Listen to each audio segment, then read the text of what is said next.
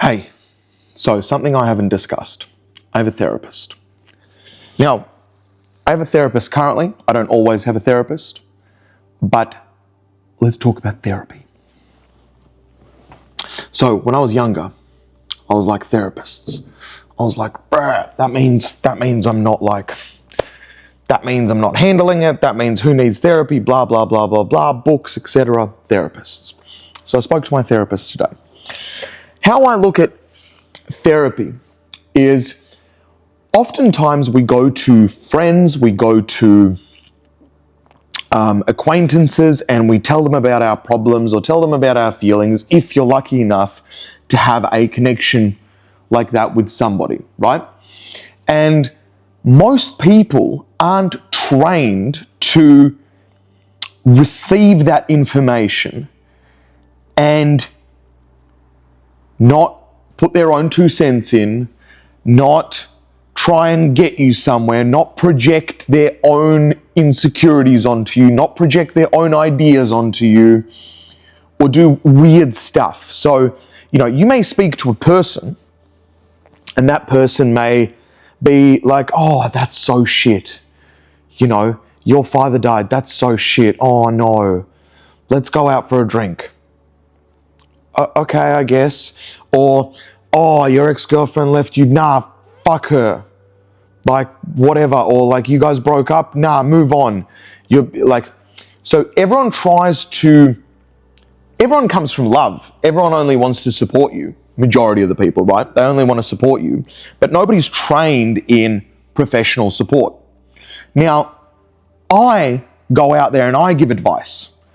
I have a hypnotherapist background, NLP practitioner. I think I'm pretty switched on in the brain. Like me and the therapist, we're having conversations about the same things. We're bringing up, I talk about my anxious attachment. Like the languaging is the same. So it's not a hierarchy of like, hey, I don't know anything, what's going on, help me. But it's a sounding board. But this sounding board is actually trained to be a really good sounding board, right? An effective sounding board. So a couple of things that they do, or as a therapist does, they don't make you wrong about something. They don't make you right about something. They try not to add anything that's coming from their own insecurities or their own projection. What they're trained to do majority of the time is really listen. And P.S., as a skill, listening changes your life.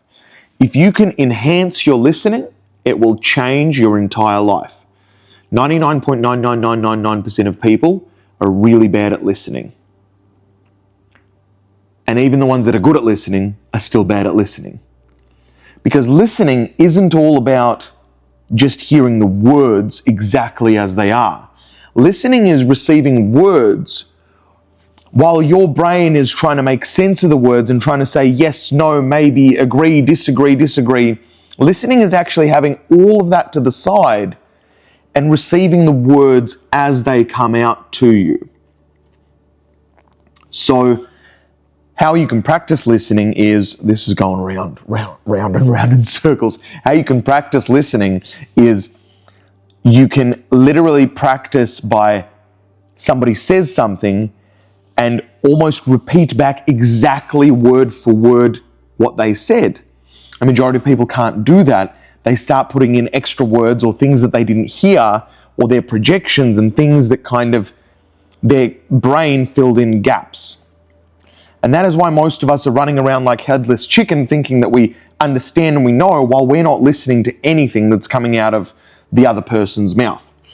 Most likely, you haven't heard 90% of what I'm putting down right now, even up until this video here. Now, I can get better at communicating. However, your brain is still filling in gaps automatically. Notice, I'll stay silent and watch. Your brain is going to say stuff to you. That could be like, why is this guy silent? When is that gonna stop? Is he gonna continue talking? Is that the end of the video? That was your brain talking to you. And that brain, while it talks to you, it's consistently talking to you while other people, or you're receiving information that you're reading, etc. So that's happening constantly. And we all have huge backgrounds, no matter how, depending on how much trauma, depending on how much, the older we get, the more data we've gotten, the more opinions we have. I'm right, I'm wrong, and we have all of this nonsense around us, which basically screws our listening. Point in case, it's good to have a therapist. A therapist may not be the expert listener, but sure as hell they're a better listener than your family, your friends, or anybody you probably know in your inner circle. So that's step one. I have a therapist as a good sounding board. Now, today's therapy session was interesting. I divulged it was a new therapist, so I was like, here's my last 6 months, here's what's been going on. And it was interesting because as a sounding board, I was able to speak it, and at first my brain was like, but I already say all this to myself. I already write all this stuff down. I tell you guys it. What value can there be? And then she picked up on things that I was saying and was repeating it back and saying, but have you looked over there? Because what you're saying there, those words and those words. And she sort of picked at it, and then got to that I don't love myself. Like I was like, yeah, I just really dislike myself, and that's why relationships, like I give too much in relationships. I don't like myself. And I started crying. And I was like, bang. And I was like, thank you. You got to the crux of it. So, moral of the story is we went through this therapy session, and I really picked up on a couple of things for myself. So the couple of things that I picked up on for myself is that in relationships, I'm desperate for connection. You've seen the videos if you've been here. If you haven't, I've discussed all of this, like no friends through school, no friends through kinder, really horrible experiences, traumatic experience, which separated me from society, like really ostracized me from society as it is. That's where my identity came from. That's why I have chosen and created a life by my own design. So there's a lot of positives there, but I yearn human beings' connection, yearn it. So the moment anybody gives me that connection, I want to give all of it to that person. I know where all my friends are, what they're going through. I can feel their pain. I know their struggles. I can see it in their soul. I can feel it in their heart. I've got this I can feel them. It's hard to explain, but I'm sitting here in my house and I am mentally tracking everybody's feelings, what they're going through in life. I can feel my ex-girlfriend's pain, what she's going through. I can feel everybody's pain. I know what they're going through. I want to support them, but I'm trying not to support them. Moral of the story is, when I enter a partnership, like a one-on-one partnership, I begin to throw away my life and instead just be in full service of this person. Now, I have this little savior complex. So automatically, when what gravitates towards me are people that usually need help, because I'm actually a listening ear, because I actually care, because I actually listen, and then I try and support them. And before we know it, we're in a relationship, and they continue taking my support, while if the person isn't highly attuned or aware, like my ex-partners, they don't give back. Or let's go just the previous, they don't give back at the same rate. So I throw away my own self-love, which isn't really there anyway, because secretly I think if nobody likes me, if nobody's around me, then how can I be, no matter what I achieve, I'm not a part of community, and that's what I definitely yearn. So therefore I can never love myself. So I sit there, or the fact that I haven't started my diet, and it's been nearly 2 months since my father passed. Not started my diet as in kept going. And then I get really upset that I was like, I made promises to you, you're watching. I've made I've done all these things and I'm just not at my best capability, and I'm so hard on myself, and then I have really negative self-talk. So that's my baseline of that I don't like myself.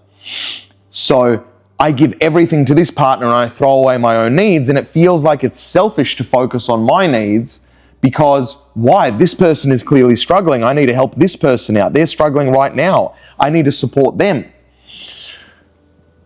So with the therapy, we realized, and well, I guess I realized, and kind of it was pointed to, that I am in this weird point where I'm not attracted to women, or I'm not trying to get into any other relationships because I'm very well aware that I don't love myself, and I can't put another woman through that, or I can't lean on another woman, or I can't just save another woman and be like, okay, now you help me love myself. I have to love myself. I have to build a strong inner core where I love myself. Therefore, I have strong boundaries in the relationship, who enters it, and I make sure that I do 50-50. And maybe that's even just 50-50 on myself. Like 50% of the time I focus on myself, 50% of the time I focus on them. And ideally the right partner will also do 50-50. They'll focus 50% on them and 50% on me. They'll be able to give back whatever I put in. So I don't think I'm ever going to be a person that's not going to put in deeply into a relationship. I do really love giving. I love giving. So what I'm looking for essentially is a person that also loves giving, but when we love giving, but we also love ourselves to give to ourselves. So we both give to ourselves, give to each other, happily, merrily after. Right? But we still don't know if we're in a relationship or we're going to have multiple muses running around. Don't know. Point is like, I've reached, it was like a big relief to be like, this is a difficult portion of my life, and I need to continue on the path of figuring my true core out, figuring what makes, getting rid of that negative self-talk and just filling it with positive self-talk, because my trauma or my traumatic experience doesn't exist in the now. It's not real right now. You know, people see me in a way that I don't see myself. People see me in a positive light where I still have negative self-talk and I talk about myself negatively. So there's like a mismatch. There's a mismatch between the reality of who I am as an individual and what I think I am as an individual. And that causes like a bit of separation. Everyone's like, you're wow. And I'm like, no, you don't understand. I'm shit. So, and a lot of that comes down to, I know my capabilities, so I need to raise my level of standard to my capabilities. I'm super smart, super intelligent, super capable, and I know what I know and I know what I don't know, and then there's a lot of stuff that I don't know it. So I need to be operating at my capacity, because when I'm not operating at my capacity, it feels like a life that's like, oh, well, I'm not operating at my highest capacity. What a waste. I don't want to waste that, so I want to operate at a relatively high capacity. And just a few things that are inbuilt in there. All the bullying around the rig and physique, definitely for me to have a tip-top physique is going to get rid of the negative self-talk around physique. Now, as a physique, I'm in the top section of physiques at any gym I walk into. But for me, I know what I kind of want and capable of. So I want to have, and I've seen myself in betterish shape, arguably. So I need to be there. And that's personal for me. So that's like, it's just really personal. It's not what you may have as a trauma. So that may not be what you need to go through, but whatever your thing is that creates the negative self-talk, for some people it's their teeth. Some people talk about my hair and they're like, your hair is receding. I have no negative self-talk about my hair. Don't get me wrong, I'm thinking of a hair transplant because I want dreadlocks at some point, because I want a very specific dreadlock style, but I'm not insecure about my hair. Some people are insecure about their teeth. Some people are insecure about their smartness because somebody in school told them that they were dumb and they've been holding on to this like, I'm just stupid. Right? One of my other ex-girlfriends was like, she thought she wasn't smart. And she went through years and years to retrain herself to be like, no, I am smart. No, I am smart. No, look. And then all the evidence proved, and now she believes and is in I am smart. was able to get rid of that negative self-talk. So for everybody, I think it's important to get rid of that negative self-talk. And I don't think I want to build a relationship with anybody until I've not mastered, but got really on top of my negative self-talk, and it's more or less in the positive. Because it'll also attract a much higher quality human being of positive self-talk, a person that also loves themselves at similar levels. You know, I want somebody that embodies themselves fully and loves themselves, same as I. So I already have a really high level, but I want much higher level. Anyway, this has gone all over the shop. Point is a therapist is good. It's able to give me how I look at it is a therapist is a person that's trained to listen and trained to hear stuff that you may not be able to be hearing for yourself of what you're going through, and sort of go, oh, well, you said about that corner there. I sensed a little bit of emotion around that corner. Let's peek into there. Tell me more about that corner. And then you're like, oh, well, that corner's not that bad. I guess I hate myself. Oh my God, I hate myself. And you're like, oh, that's made me visibly cry. I was like, right. Okay. That's a corner. Okay. So, got to address that. Cool.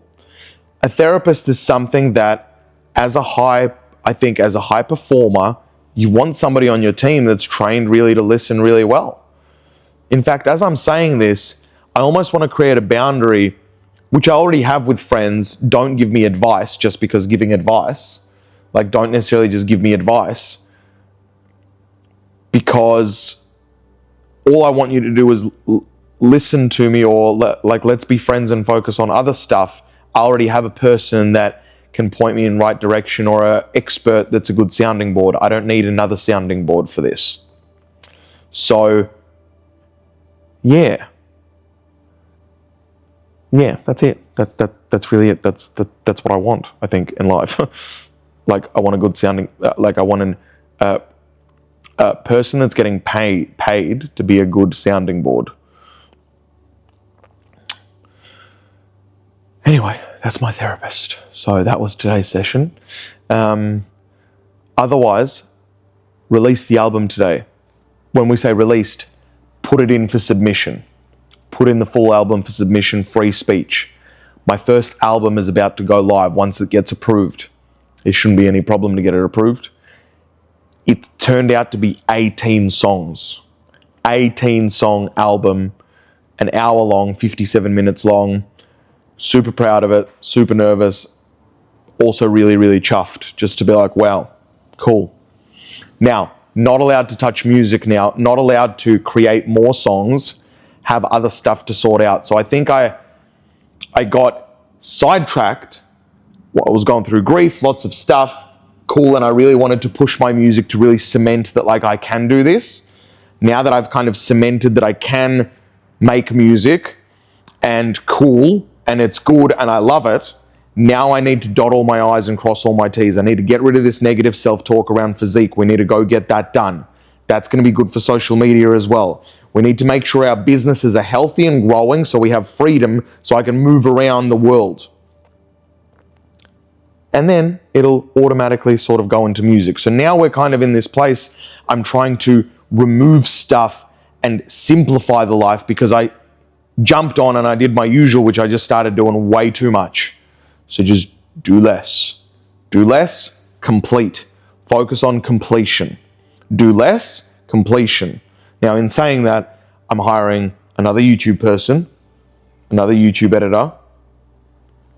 By the point that this is going to be edited, the new person has already started and they're editing this video, so hi. I'm hiring another social media personal assistant that's going to just take care of all my reposting, and just there's lots of tasks which I'm on like this daily grind of, which just is, I just can't keep up with it. So I'm trying to take things off my plate. If I take things off my plate, I now have more time to do stuff. There's no excuses. It's not excuses. I just have more time. I just have more time to complete the things that are necessary. So I'm again kind of decluttering my life by hiring people to take care of that. And I'm not starting new projects. Andrew's not allowed to start new projects. However, Andrew did invite a girl that he used to see, that we're just friends with. Potentially she's going through a rough time. He said, I'll fly her to where I'm at now, which is Brisbane, Queensland, Australia.